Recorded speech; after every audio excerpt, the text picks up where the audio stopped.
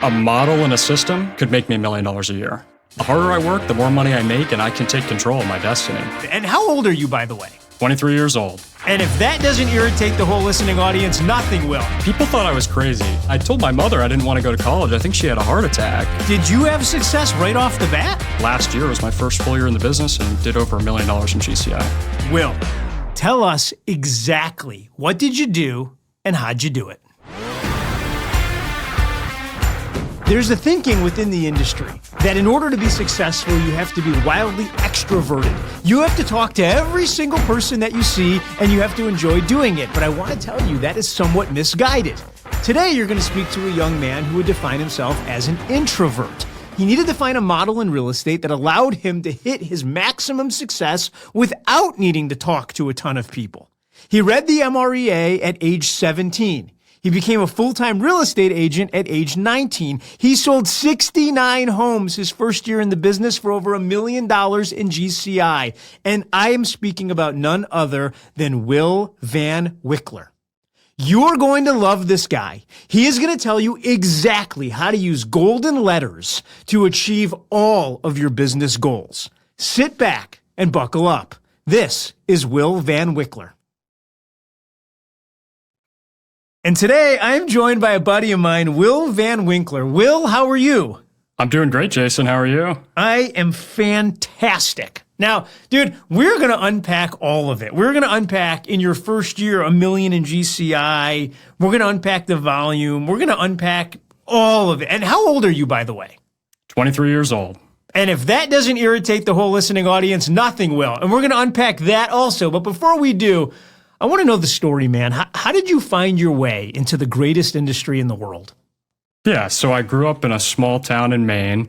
I don't have any parents or friends in real estate, so it's kind of random how it all happened. And I remember being in high school in a humanities class, and the guidance counselors came in, and they were making the rounds, talking about college and getting ready for SATs and career opportunities and what you could make. And I remember sitting there and thinking to myself, there's no way I'm going to go another 4 years into college and work for somebody else with a 9-to-5. My brain is just not wired that way at all. I think I mastered the 80-20 principle in high school before even knowing what it was. And that just meant I'd get an A on my, test, but I wouldn't do any of the homework because I was so focused on the outcome and being efficient. And I quickly learned you don't get rewarded for efficiency in the regular, school system or even a 9-to-5 job. So I knew there'd have to be a better way. And I just started researching financial freedom, how to make money on your own. And the entrepreneurial spirit took over. I started learning about real estate, read the book, the MREA, and then, things started to snowball. And you're doing this in high school? You're researching this? Yeah, and I told my mother I didn't want to go to college. I think she had a heart attack, but I knew I was always quick on my feet and I could always figure it out. So when it came time to apply for colleges, she said, you got to go to school and just do something. So I said, you know what? I'm going to go to community college. It's the only college I applied for. And that took some people kind of by surprise because that wasn't a normal thing where I went to high school, right? One of the best schools in the state. The guidance counselor was like, you're making a big mistake. And I said, you know what? If I don't know what I want to do, why am I going to go spend $50,000 a year doing it? I want to build a business. So this kind of allowed me some flexibility to, be home, do my schoolwork, crush that. It was pretty straightforward. And then start other businesses and eventually get into real estate. So you read the Millionaire Real Estate Agent book in high school? Yeah, I was 17 years old at the time. And what was your aha from reading it? A model and a system could make me $1 million a year. And that's how my brain works. It's systems, numbers, models, everything like that. And it just clicked. I was like, the harder I work, the more money I make, and I can take control of my destiny. And that was the biggest thing for me. For those of you that are new, and we bring on new audience members every week, when we say MREA, we're talking about the Millionaire Real Estate Agent, which was a book that was written by Gary Keller, Jay Papasan, and Dave Jenks, may he rest in peace. And it's the namesake for our program. And I can't imagine reading it at 17. Did you try to talk to your buddies about it? Were you like, hey, guys, you're not going to believe what I'm reading? And what was their reactions? People thought I was crazy. And I remember sitting down with the high school counselor because they have to meet with everybody like, oh, what are your college plans? And I told her, I said, I want to start my own business. And I didn't know where real estate would fall into that, but it was a model for being an entrepreneur. And I told her that, and she thought I was insane. They said, I think you're making a big mistake. I think you need a backup plan. So many entrepreneurs fail. And I knew I wasn't going to let myself fail. I didn't have really many other options, right? I did fine in high school, but I wasn't a scholar and I didn't have these extracurriculars. So, I had to figure it out, which I did, and they thought I was insane. So, yeah, I hear that. So you got your real estate license, and then how old were you when you got the license? Yeah, so I went to my first year of college and just kind of got through it. And on the side, I had a IT consulting company, just because I always like to work. I was always entrepreneurial, and when I'm sitting still, I just feel like I need to be doing something. So the first year, I was going to school, I was starting that company, and then my second year, I just turned 19, the pandemic struck, and everything stopped. And I remember I was like, here's my time to take action while everybody else is kind of sitting still. The school didn't know what they were doing with Zoom and all that. And I asked one of my clients who was a real estate investor, I said, how do I get into investing in real estate? And he said, the best way to get into it is go get your real estate license, learn how to transact, learn how to find the deals, learn how to help people find deals, and then you'll know exactly what to pick up or what to sell. So a week and a half later, $500, just turned 19, walked into a Keller Williams Realty office, and I was a realtor. That's the craziest thing. So, normally my next question would be, did you have success right off the bat? And everyone says no. But in this case, in your first year, you sold 69 units. So did you have success right off the bat? So for my first kind of year in real estate, I did 28 sides, and I was only working part-time, about 15, hours a week, because I was still going to school. And I thought, okay, this is cool. I made over $100,000. I thought that was awesome. And I knew there was a better way because I was doing all the old school methods that, older agents teach you, the open houses, the door-to-door, calling expireds and for sale by owners in a TCPA compliant manner, of course. And I was just really kind of burnt out by it. I was like, I made a great income, but I feel like I'm kind of stuck in this hamster wheel. And I knew I was either had to reinvent the business or find something else. So then that next year is when I really figured it out. So halfway through the year, I said, I'm going to reinvent the business. I ended up selling 34 units in 6 months. And then I said, you know what? I'm dropping out of college. And I went all in. The following last year was my first full year in the business and did over $1 million in GCI. What did your mom say when you told her you're dropping out of college? She thought I was insane. And she moved out of state and has this awesome career in the insurance business. She doesn't understand real estate, still doesn't really get what I do, but she's like, you're an adult. You'll figure it out, but I think you're making a mistake. So good. All right, we're about to unpack exactly how Will built out the models to make the $1 million in his first full year in real estate.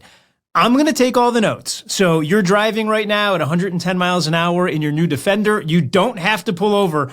I'm taking the notes. You can sign up at MREAnotes.com, and they come out every Thursday. Will, tell us exactly what did you do and how'd you do it? So what I did is I just looked at how are people having success and what's a model that I can follow. Because I did real estate with the conventional models and systems, and I'm not a huge extrovert, right? Like, I don't love big groups of people. I don't love having a ton of phone conversations. Going to mega camp, I love seeing friends. I love having one-on-one conversations, but it stresses me out being around a lot of people. I'm not the conventional real estate agent. I thrive with numbers, systems, and processes. So I started to research proven models and systems in the real estate business that I could do and take control of. And when I was kind of restarting my business, I knew I wanted to focus on sellers, because when you have the inventory, the buyers will come.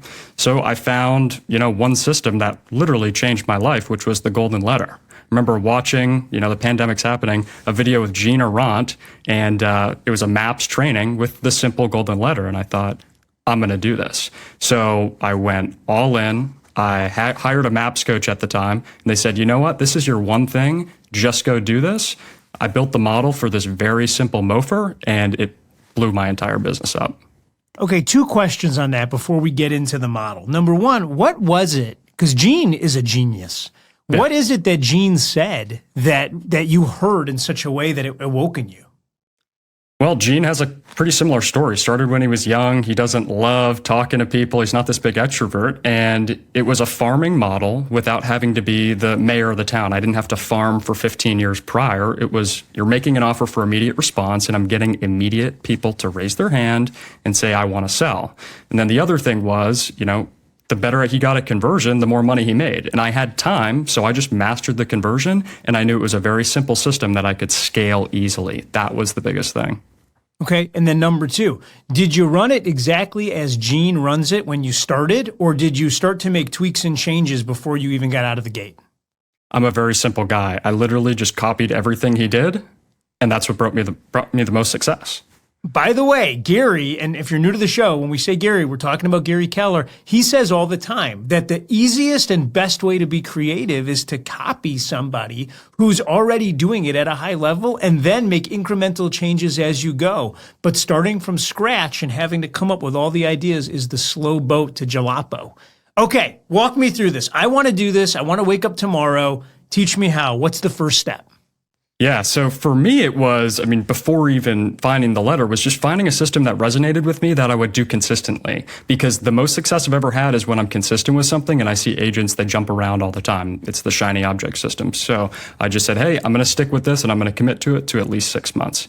And then I found the system, which was the golden letter. I literally took the system that worked for somebody else and I started to gather the collateral and find out where I wanted to mail. And I'm a systems guy, right? So I look for where I can send these. So for me, I just broke down high turnover areas, high price point areas, and a place where I want it to actually work.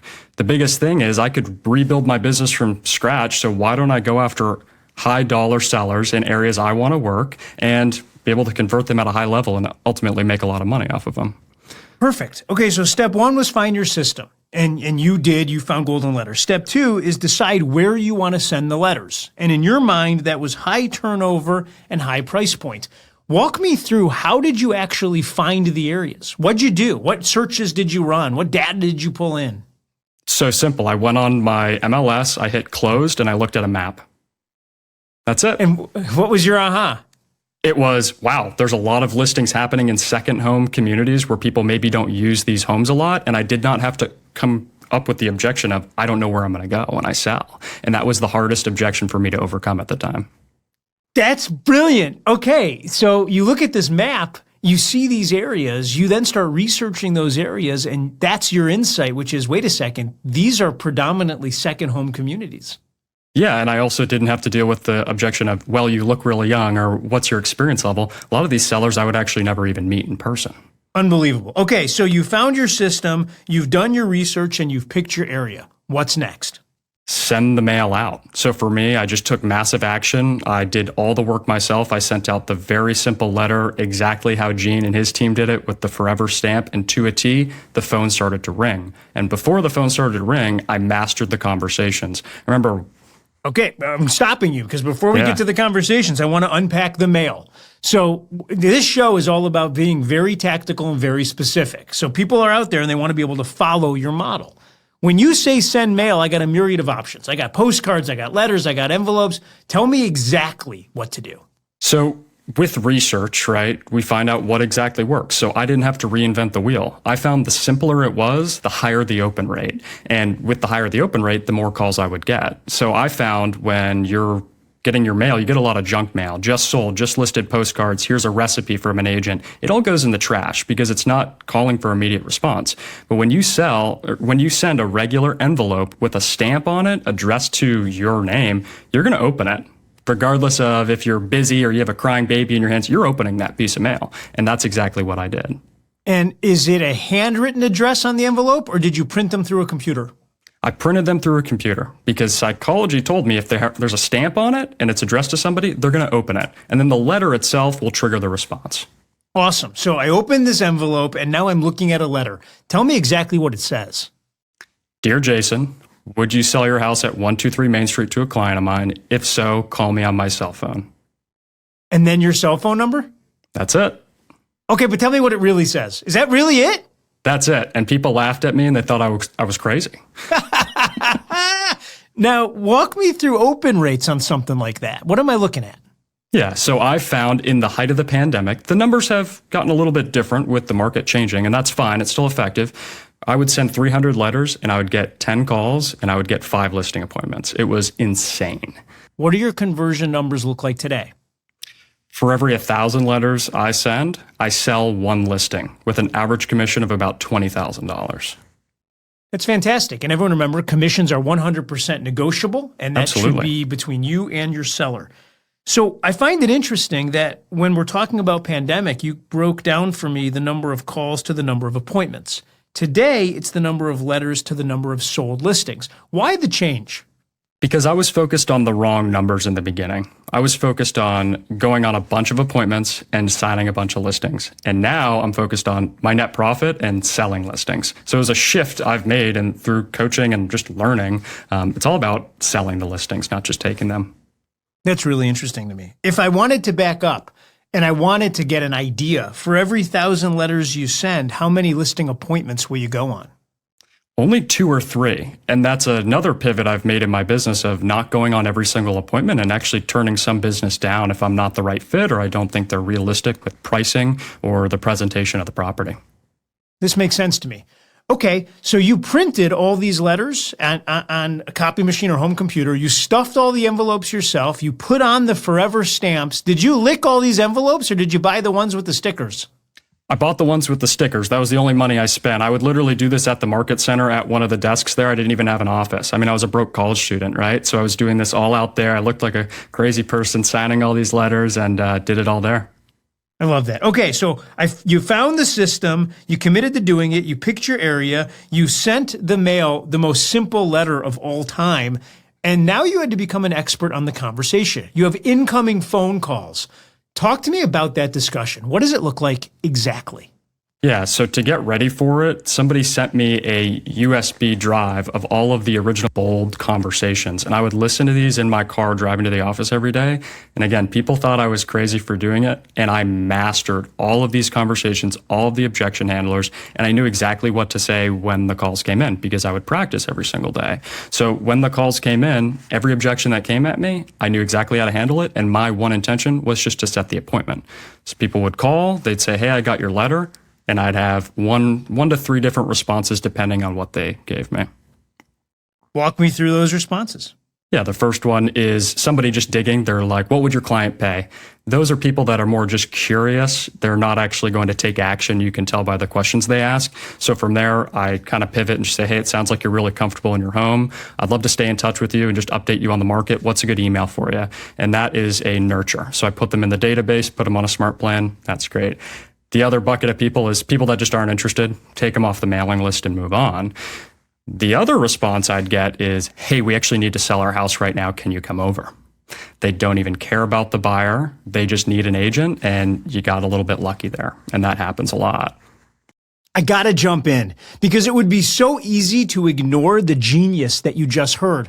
Did you hear him say that he listened to all of these talk tracks? He memorized exactly what to say. He practiced what to say. And then when I asked him, well, what did you say? He knew exactly what to say. Here's the takeaway. If you don't know exactly what to say prior to the moment you need to say it, you're liable to say the wrong thing. Phil Jones, and if you haven't listened to his episode of our show, he did 2 with us, go listen. And he says the worst time to think of what to say is the moment you need to say it. And he's 100% right. The reason that Will is Jedi is because, number 1, he understands his simple system to making the phone ring. And number 2, which I think is even more important, he knows exactly what to say once the phone rings. Friends, take note. Please don't wait for the conversation to determine how a conversation should go. Make the notes on what the most important talk tracks in your life are, and then go practice those tracks. Because if you do it for long enough, all of it starts to sound incredibly natural. I should ask the question. You were working with a myriad of buyers at the time. So Absolutely. You were sending this mail out because you had people that you knew would be interested in buying in those communities. Is that right? That's right. And I also knew there's 500 agents in my brokerage and thousands of brokerage agreements with buyers. I could find the buyer. The challenge I had was finding the inventory for buyers to purchase. And I knew I could bring a solution to the market with people who did not know what they were sitting on. So once you have this phone call, you have this cohort that says, we have these 3 cohorts, the database nurture, the remove from the list, and then the people who said, come over to my house. Now you're sitting in the house, you're 20 years old. What happens next? Yeah, so I would print out my comparables. I knew exactly what the house would sell for. I knew the market value, and I had my listing presentation. And I would go there with so much confidence, and it's not cockiness, but just confidence that I was the best agent for the job. I knew exactly how much the house was worth, and I knew I could sell it. And people felt that confidence. I had a process and a system, and I still do to this day, where the appointment's the same way. I'd go tour the house, I'd put my paperwork down on their dining room table, and then we'd talk about the numbers and figure out what's best for their family, and ultimately sign listing paperwork with the first appointment. That was always the goal. And what's the average sales price that you end up in? $750,000. Were you surprised that people that lived in $750,000 homes, which I think is an expensive house, by the way, and our friends at Chessie over in California is saying you can't even buy a starter home, by the way, but between you and I, well, I think it's an expensive house. Were you surprised that they all didn't just know a real estate agent or that they would respond to a letter like that? I think there's this idea that everybody has an agent already. I was shocked. And $750,000 in Maine is luxury. These are high net worth individuals, attorneys, doctors, lawyers, all that kind of stuff. I think I skipped the car, the first one I signed. I could not even believe it. When you signed the first one, you go back to the office. Did you immediately know that you were on to something, or did it take a little while for you to realize what you had stumbled into? I doubled down. All of the commission on that first one I just committed. I said, I'm going to spend all this money and just send more of these out. So as we sit today, how many pieces of mail are you sending out on a monthly or annual basis? The business has transitioned where I've been able to nurture a lot of that business and turn it into relationships where now it is more prospecting for the client base and used as a value proposition to builders and developers, where I might only send out a couple thousand pieces of mail a month, yet I'm getting a very, very high response because of how tactical and targeted everything is now. Where before I was doing the shotgun approach, I was sending them out a little bit everywhere. And today it's a totally different model. Okay, well, let's unpack that, because you get to a point where you're having the success and the market changes and you start to tweak the model. What's the tweak that you made and why did you make it? It has nothing to do with the model itself. It's where I was sending them, which I think interests a lot of people because they start blowing up these systems when they stop working. For me, it's harder to find listings right now because of the economy or the election or whatever excuse and objection sellers have. We got to find the really motivated people. And I saw a gap in the market with developers and builders who couldn't scale because they didn't have land or they couldn't find opportunity. And I think it's a lot easier calling somebody when you have a piece of value for them instead of calling and asking them for a piece of business. So I was working with one builder at the time and I saw kind of his process and said, hey, what if I could bring you 5 or 10 more deals a year? Would that be great? Absolutely. So I just started prospecting for land opportunities and development opportunities so I could bring inventory to the market because I couldn't really find a lot of existing listings, and it blew up. Just like the initial success I had with the kind of retail golden letter, working with the builders and contractors has yielded an insane response. That's so interesting. So now you're sending mail to people that have land or teardowns that are on land, and then you're marketing that land to your builder network. Is that right? That's right. And my database. I asked people, past clients, hey, if I found a deal, would you be interested? Everybody raised their hand. So I have a newsletter that goes out. I have my builder list, my developer list, and I just bring them deals. Walk me through the newsletter. The newsletter is actually a place where you provide them information on what you have available. Is that right? Yeah, it's a deal newsletter. So it has nothing to do with, the community or a recipe. It's a different model than some other real estate agents. I didn't have a sphere. So I wanted just to provide value and cut right to the chase and be the guy who has the deals, where it's, hey, here are 3 deals this week. If you have any interest, book a call with me and we'll go over details. We're into a new model. So let's unpack it in a logical way. In this case, you're still using the letters as your communication channel of choice. So you're sending, walk me through. Step 1, is it again figuring out where you're going to send the letter, or is it figure out what builders want? So I have a list of the clients I work with and I know exactly where we're looking. So what I do is I just go onto the GIS tools or the mapping tools or just drive around for dollars on my way home and see, oh, there might be a good land opportunity here. I know exactly the margin they need to hit. I know the house they want to build, and then I bring them this opportunity on a gold platter, and they typically go for it. So step 1 is analyzing the areas that the builders want. So step 1 is really find the builders. Yep. Figure out what they want.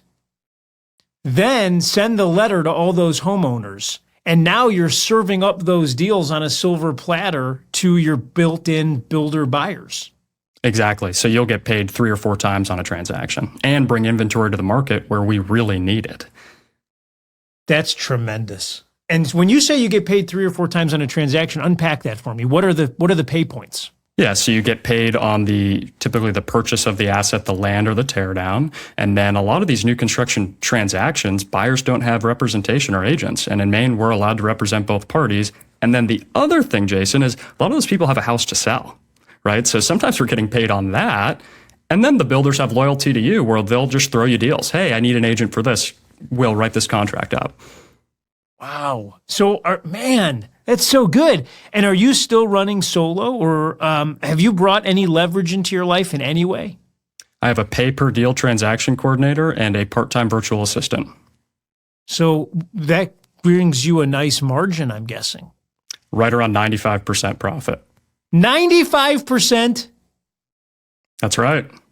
Well, I'm Trade. I want your life. I don't know how I'm going to get it. I don't look 23 anymore, but I have the energy. Trust me. It's cold here. I don't know if you want to be here. So good. Dude, absolutely genius. Well, here's what I love, man. I love that you doubled down and made a slight tweak when the market changed, because change is inevitable, but participation is always optional.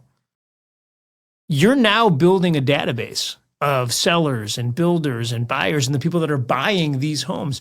Are you purposefully running a touch campaign for your past clients and sphere of influence?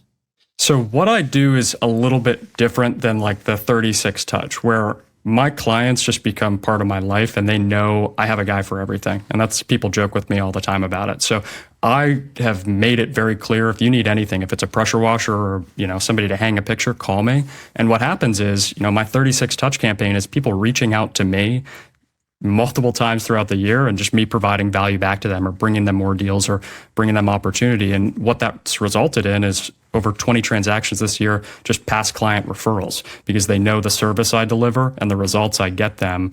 It's pretty straightforward, speaks for itself. Well, I want to switch gears. If we go all the way back to ancient Greece, in Athens, there was a gentleman that bought a house, and it was a great house, but it was in literally bustling Athens, which is this crazy thoroughfare. And he builds a beautiful garden in the backyard, and he invites the greatest thinkers of the day over to hang out with him. His name is Epikuros, and it becomes called Epikuros' Garden. Small groups of deep thinkers solving the world's problems. We would like you to join us in our garden. Will you join us? Absolutely. Well, what do you say to every parent out there whose kid is saying, I don't want to go to school?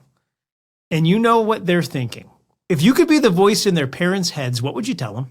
As long as they have a plan and they have determination, let them figure it out. And I think there's so much power in having somebody figure it out, especially in a world where we want to keep everybody between guardrails. You've got to fail. And the best learning opportunities I've had were through failure. As you look up, and hell, you're in your early 20s. So to ask your perspective on things is unique for our listening audience. What's your big goal, man? Like, what are you trying to accomplish when you look out 30 years? What's your big plan?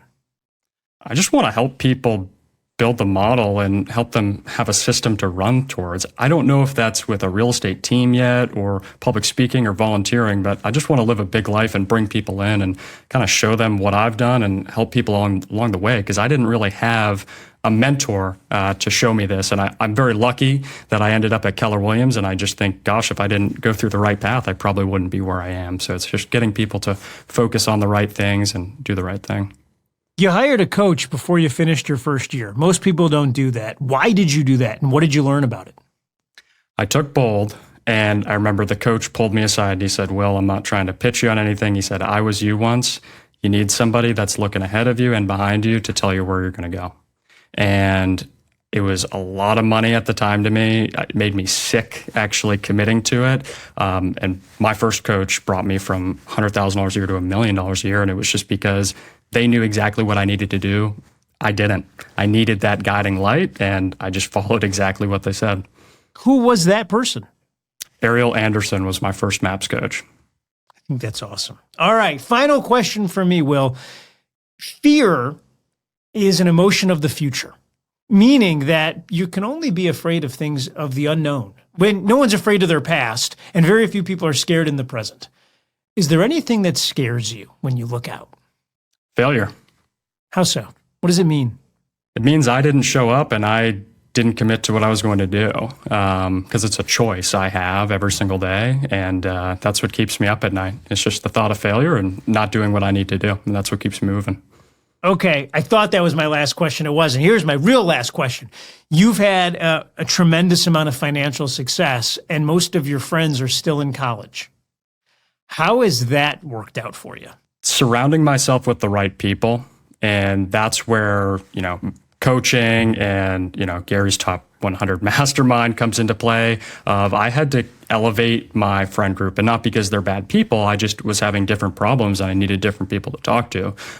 Today, maybe some of my friends are 35 or 40, but it's relatable and they're able to help me and we all help each other out. And it's just getting in the right room. That's what I learned. I was so scared to, invest in myself through coaching or mentoring or, flying to Austin, Texas from Maine. And now that's what keeps me going and that's what keeps me sharp. And it's really just building your circle. There it is. Will, it's fantastic. My friend, thank you for sharing so openly about your model. I absolutely love the way that you think. And you are at the very beginning of the most amazing journey. And I just want to tell you, you are so far ahead of the super majority of people out there. It is so inspiring. Thank you for everything you did for us. Yeah, my pleasure. Appreciate all the help along the way. There it is. It's another one. It's in the books. Here's what you listen to and what you love about this guy is he's not trying to be someone who he's not. He didn't get into real estate and say, gosh, I have to change my personality. I better start going to every cocktail party and wearing a flashy coat and making sure that everyone's talking to me because I'm peacocking all around the room. He didn't do any of that. He looked up and was self-aware enough to know I'm an introvert. I need to make my phone ring, not ring somebody else's phone. And he did it in a really simple way. Number one, find your system. So he's a kid that wakes up and looks across the industry knowing he has to find one that allows an introvert to succeed, looks at all the available systems, and then pick the one he wants and copies it explicitly, which is genius, by the way. Gary Keller says the easiest way to be creative is to copy somebody else's system and then make incremental improvements along the way. So you start with a base that somebody else has proven. Number two, pick your area. In this case, Will looks up and says, if there's high turnover and it's the right price point, that's exactly what I'm looking for.